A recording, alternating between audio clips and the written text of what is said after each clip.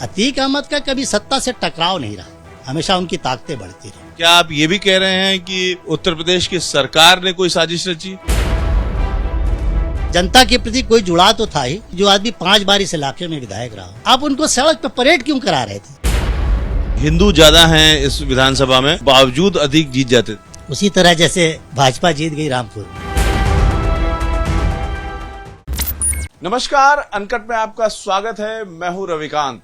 हमारे साथ हैं कांग्रेस के उत्तर प्रदेश के प्रवक्ता सैयद मोहम्मद शहाब साहब से हम समझने की कोशिश करेंगे कि प्रयागराज में अतीक अहमद का जो एक काली दुनिया थी वो किस तरह से चलती थी, उसका जो आसपास के इलाके में प्रभाव था वो कैसा और क्यों था। शहाब साहब, आप अतीक अहमद के खिलाफ इलेक्शन लड़ चुके हैं, उसके बारे में बताइए।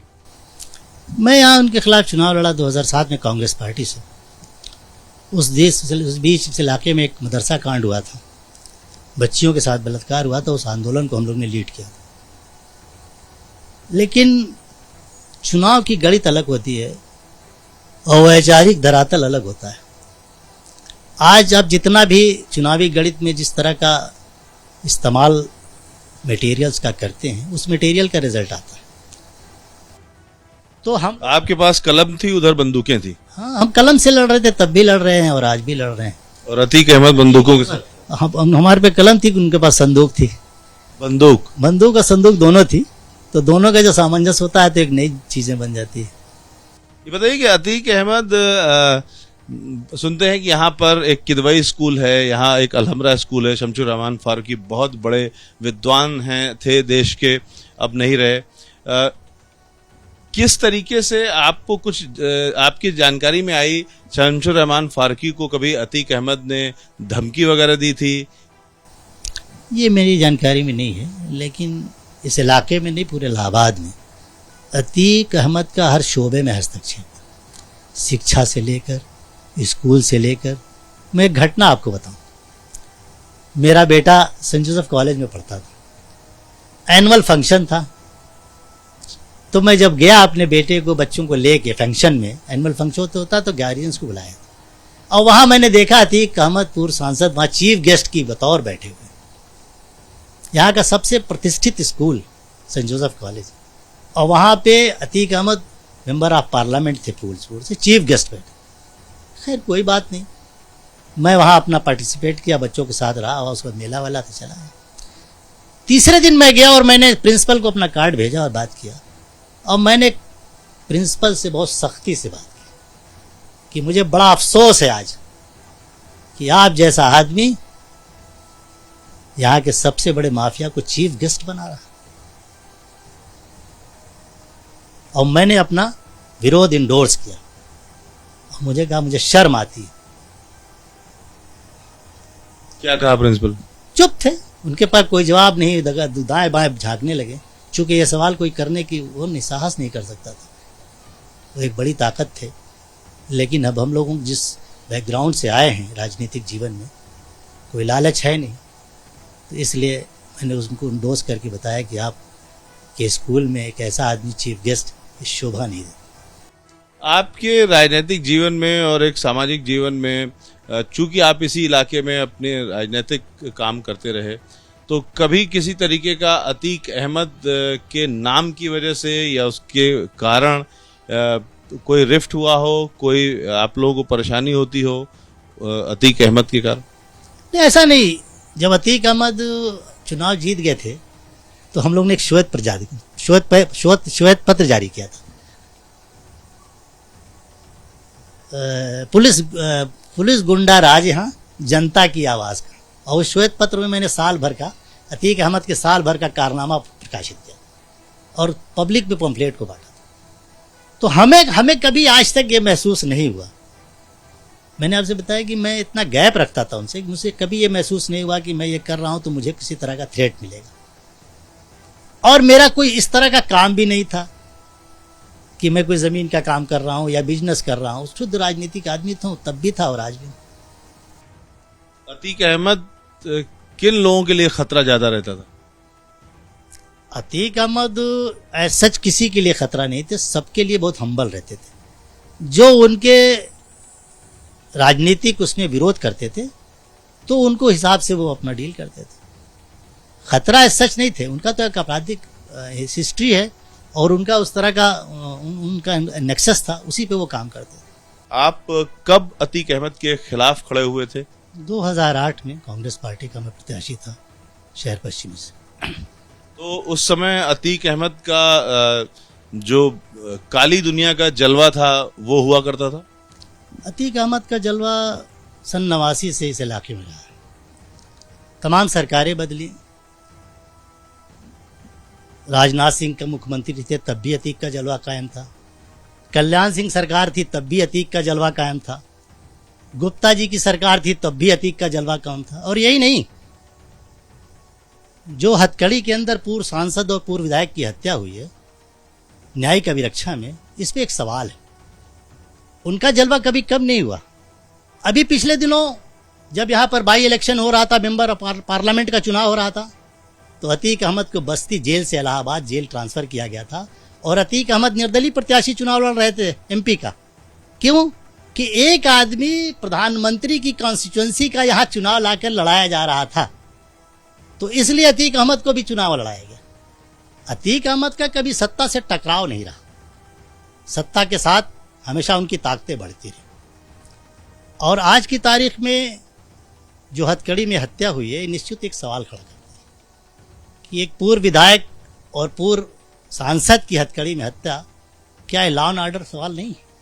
आज आप देख रहे हैं कि बलरामपुर का माफिया, बलरामपुर से लेकर गोंडा बहराइच से लेकर पूरे पूर्वांचल की अपनी ताकत रखने वाला आदमी, आपका कहना है कि अगर वो माफिया है तो उसको कानून न्याय दे, इस तरह से हत्या नहीं होनी चाहिए। कानून बना है हमारे पास पर्याप्त कानून है अपराधियों और माफियों को सजा देने के लिए। क्या आप ये भी कह रहे हैं कि उत्तर प्रदेश की सरकार ने कोई साजिश रची? मैं साजिश तो नहीं कह रहा हूं, मैं ये कह रहा हूं कि जो हत्या का तरीका है, एक आदमी को आप 9:30 बजे रात को 10:30 बजे मेडिकल कराने ले जा रहे हैं। सुप्रीम कोर्ट कह रहा, मैं नहीं कह रहा हूं, सुप्रीम कोर्ट कह रहा है कि आप एम्बुलेंस में क्यों नहीं ले गए, आप उनको सड़क पर परेड क्यों करा रहे थे। ये सुप्रीम कोर्ट की वर्ड थी, सुप्रीम कोर्ट पे नोटिस इशू किया है। मैं ये कह रहा हूं कि कोई भी ये अपराधी पे कार्रवाई होनी चाहिए, लेकिन मेरा अपराधी और तुम्हारा अपराधी की तरह नहीं, अपराधी पे कार्रवाई बराबर तरीके से। आप सीधा उत्तर प्रदेश सरकार पर इल्जाम लगा रहे हैं कि वो जो मुस्लिम अपराधी हैं उन पर कार्रवाई कर रही है और उसको किसी भी तरीके से मार रही है।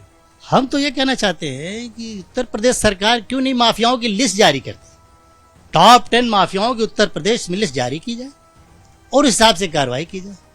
ब्रजभूषण सिंह पे 40 मुकदमे हैं और हीनियस क्राइम है। आज उनके पर पास्को पे के खिलाफ उन पर मुकदमा दर्ज हो गया, लेकिन अभी उनको पुलिस पकड़ नहीं रही, उनको गिरफ्तार नहीं करी। हमारी बेटियां धरने पर बैठी हुई है इतने संगीन मामले में, जिसको मोदी जी बेटियों के साथ तस्वीर खिंचा के कहते हैं कि मेरी बेटियां, मुझे गर्व है। आज वो बेटियां इंसाफ मांग रही हैं कि मेरे साथ लगातार मैन हैंडलिंग हो रही है, मेरे साथ तमाम तरह का दुर्व्यवहार हो रहा है, उनको इंसाफ नहीं मिला। तब मैं कहना चाहता हूं कि सरकार का सत्ता का काम है निष्पक्ष तरीके से काम करना, अगर निष्पक्षता नहीं करेंगे तो दिक्कत की बात है। आपके इस स्टेटमेंट से एक ये मैसेज जाने का खतरा है कि आप अतीक अहमद के मारे जाने से दुखी हैं। देखिए, अपराधियों को सजा मिलनी चाहिए, दुख और न दुख की बात नहीं है। न्यायालय बना हुआ है, न्याय सजा दे। सबने स्वागत किया जब अतीक अहमद को की सजा हुई, उम्र कैद की सजा हुई। आपने भी स्वागत किया? हमने भी स्वागत किया। न्यायालय अपनी प्रक्रिया पूरी कर रहा है और न्यायालय के थ्रू चीजें होनी चाहिए। जब आपके पास न्यायालय है तो हमारा काम, हम उसको दूसरे दिशा में क्यों ले जा रहे हैं। एक ये तो आप एक टेक्निकल बात कह रहे हैं कि किसी भी तरीके से हत्या लोकतंत्र में ठीक नहीं है। दूसरे, पुलिस की अभिरक्षा में अगर हत्या हो रही है तो ये बहुत ज्यादा आपत्तिजनक है कि पुलिस का जो काम है वो पुलिस अपना नहीं कर रही है।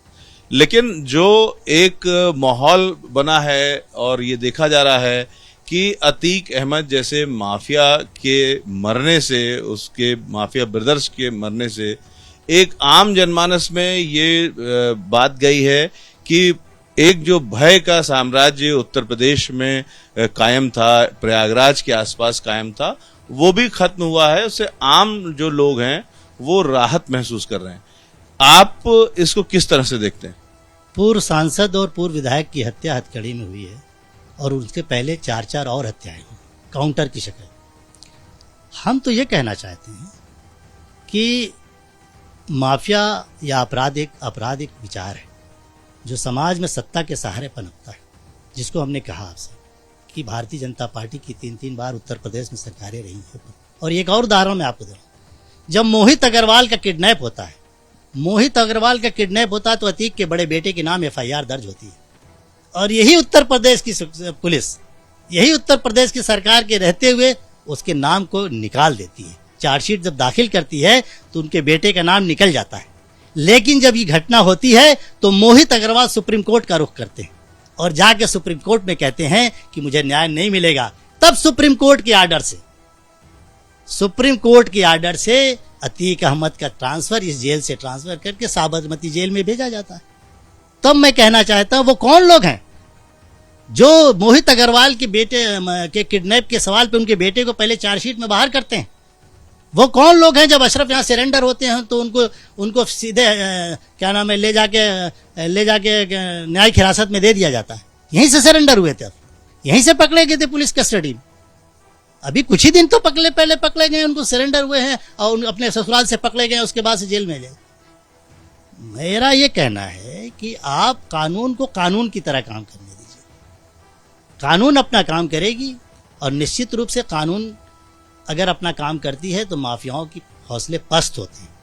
आम लोग जो आमतौर पर देखा जा रहा है, अतीक अहमद और अशरफ के प्रति काफी विरोधी सेंटिमेंट्स थे। यहाँ आप चूंकि नेता भी हैं, इस इलाके को अच्छी तरह जानते हैं, यहाँ के जो आम मुस्लिम हैं उनके मन में अतीक और अशरफ के लिए किस तरह के सेंटिमेंट थे? क्या इतने विरोधी सेंटिमेंट्स थे जितने देखे जा रहे हैं? देखिए, एक सवाल तो है कि 5 बार का विधायक, 1 बार का सांसद, कुछ बात है कि हस्ती मिटती नहीं हमारी। ये बात क्या है? ये बात क्या थी? इसको थोड़ा सा अगर आप एक्सप्लेन करें। कुछ ना कुछ तो ये थी कि जो आदमी 5 बार इस इलाके में विधायक रहा हो और इसी पार्लियामेंट्री सीट से 1 बार सांसद रहा हो, उसका भाई 2 बार विधायक रहा हो, तो कोई ना कोई उसका जनता के प्रति कोई जुड़ाव तो था ही। ये जो जुड़ाव था, चूंकि आप राजनीतिक व्यक्ति भी हैं, यहाँ पर रहते भी हैं, तो अच्छी तरह जानते हैं। ये जो कुछ आप कह रहे हैं कुछ बात थी, इसको थोड़ा सा एक्सप्लेन करिए। आखिर वो कौन सी बात थी? क्या अतीक अहमद करता था कि वो वोट पाता था? अतीक अहमद का इलेक्शन मैनेजमेंट बहुत जबरदस्त था। विरोधी ताकतों से लेके समर्थक लोग जो थे वो तो थे ही, विरोधी ताकतों को भी मैनेज करने की उसके अंदर क्षमता थी। हर तरह से वो मैनेज करते थे और अतीक अहमद ऐसे ही चुनाव जीतते थे जैसे रामपुर में भारतीय जनता पार्टी चुनाव जीत गई। रामपुर का चुनाव जैसे भारतीय जनता पार्टी ने मैनेजमेंट करके जीत लिया, उसी तरह से अतीक अहमद यहाँ मैनेजमेंट करके चुनाव जीतते थे। तो ये इस मैनेजमेंट में क्या धमकी भी होती थी और जो बाहुबल है उसका प्रयोग करते थे? दोनों प्रयोग करते थे। सहूलियत भी इस्तेमाल करते थे, दबाव का भी इस्तेमाल करते थे, वो दोनों का इस्तेमाल करते थे। यही उनकी पहचान थी। लेकिन हम भी चुनाव यहाँ लड़े। पहला चुनाव मैं 93 में कम्युनिस्ट पार्टी से लड़ा था, लेकिन आज तक मुझे कभी धमकी नहीं मिली। दूसरा चुनाव मैं कांग्रेस पार्टी से लड़ा 2007 में, मुझे कभी धमकी नहीं मिली। मैं राजनीतिक रूप से अपनी बात कहता था और उस वक्त मैं यहाँ चुनाव लड़ा जब कि यहाँ पे एक मदरसा कांड का आंदोलन चला था। मदरसा कांड हुआ था, उस आंदोलन का नेतृत्व हम लोग कर रहे थे और उसके बाद कांग्रेस पार्टी ने हमें टिकट दिया और मैं यहाँ से चुनाव लड़ा। मैं नहीं जीत पाया चुनाव। उस बार चुनाव लड़ने से ये हुआ कि अतीक भी चुनाव नहीं जीते, अशरफ भी चुनाव नहीं, अशरफ लड़ लेते, नहीं चुनाव जीते, पूजा पाल चुनाव जीते। लोगों को लगा जो हमें वोट देना चाहते थे उन्होंने हमें नहीं दिया कि भाई ये जीत नहीं रहे, उनका वोट ट्रांसफर हो गया पूजा पाल की तरफ। कभी अशरफ या अतीक ने आपसे डायरेक्ट कोई संवाद स्थापित किया उस इलेक्शन में? नहीं, चूंकि हमारे और उनके बीच में बहुत बहुत गैप था।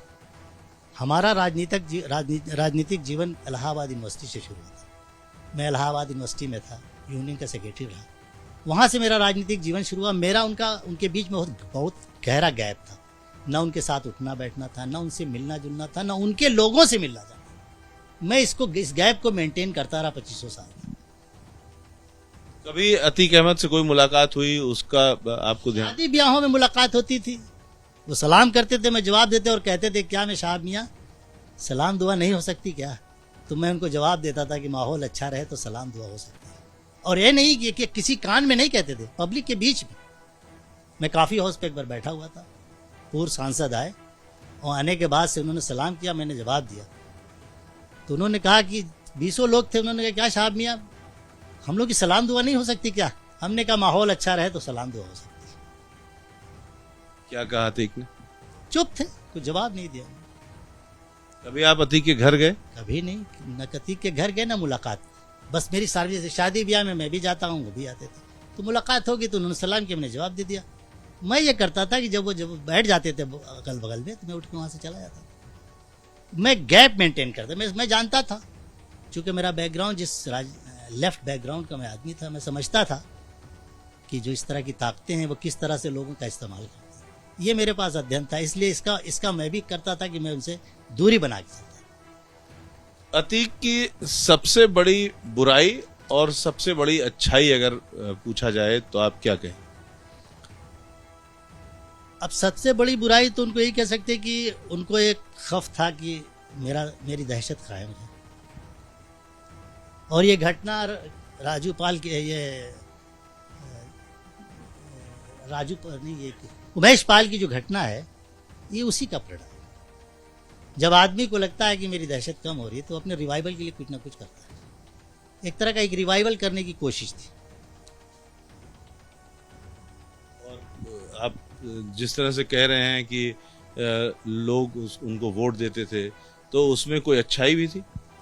अच्छा ये कि लोग जनता के बीच में बहुत लोकप्रिय थे और जो अपने सवालों को लेके जाते थे आर्थिक रूप से वो लोगों की मदद करते थे। राजनीतिक कोई मदद नहीं करते। राजनीतिक रूप से वो किसी की मदद नहीं करते थे, आर्थिक रूप से मदद करते थे। चूँकि उनके पास आर्थिक एक सरमाया था, उनके पास काफ़ी बड़ा, उसी से मदद करते थे। अतीक अहमद का जो साम्राज्य था, जिस पैसे के बल पर चलता था, चूंकि आप बहुत सारी चीजों के यहाँ जानकार हैं इसलिए पूछ रहा हूँ कि उनका जो आर्थिक तंत्र था इतना मजबूत कैसे था, कहाँ कहाँ से पैसे आते थे?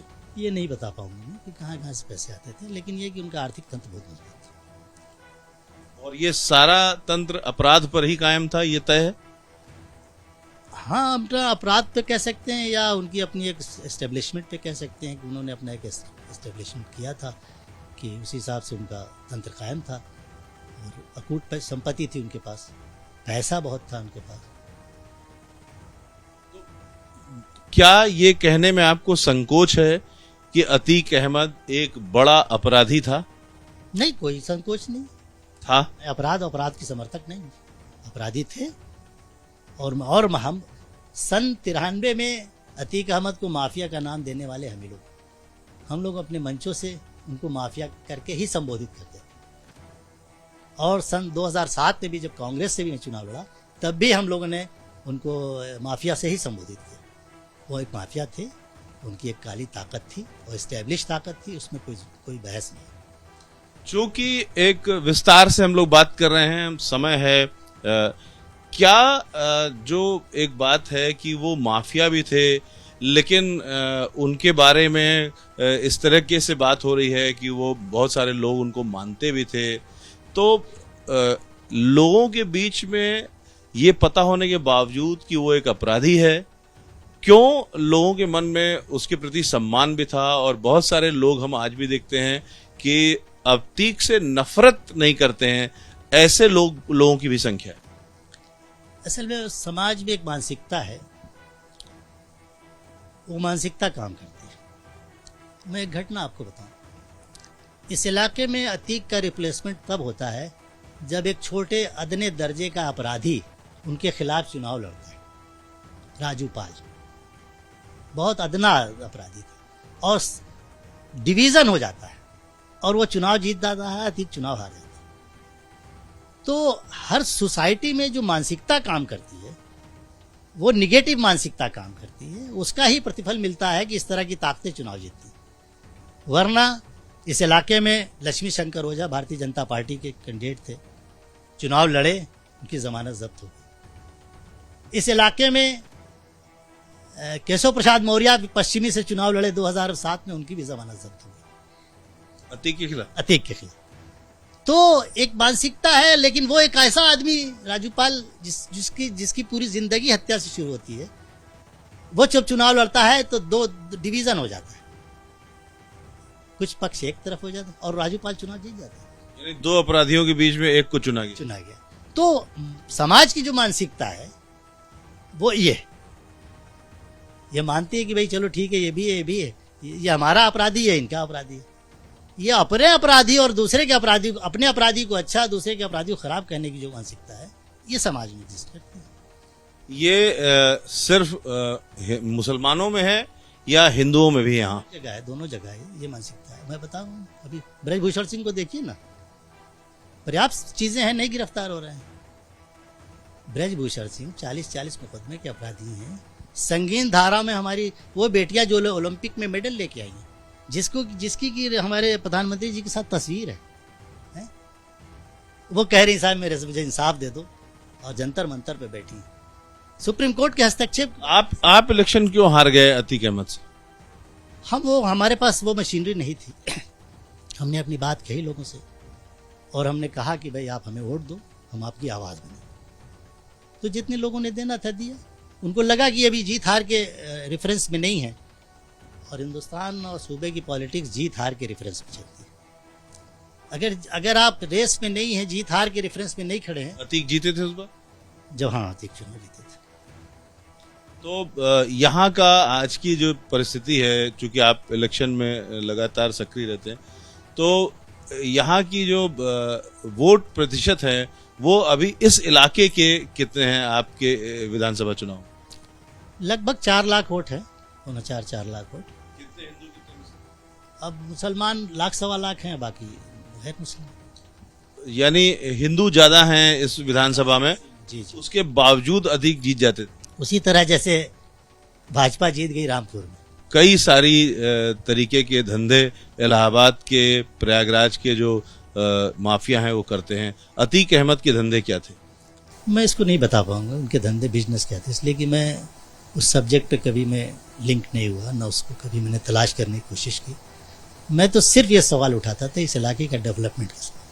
इस इलाके के डेवलपमेंट की जब बात आती है, सड़कों की जब बात आती है, तो क्या आपके संज्ञान में ये नहीं आया कि अतीक अहमद एक लैंड माफिया है, जमीनें छीनता है, उस पर कब्जे करता है? ये सारी बातें आपके संज्ञान में नहीं आई? जब अतीक अहमद के खिलाफ मैं चुनाव लड़ा था तो अतीक अहमद जमीन का काम नहीं करते थे, तब वो कबाड़ का काम करते थे और लोहे का कबाड़ लेते थे रेलवे से। तब उनकी दुनिया लोहे वाले में थी। ये बाद के दिनों में वो जमीन में आए, जब रेलवे ने अपना कबाड़ बेचना बंद कर दिया और उस कबाड़ को अपनी फैक्ट्री गलाने लगे, लोहा रेलवे की अपनी फैक्ट्री में गलने लगा, तब वो इस लैंड की तरफ आए।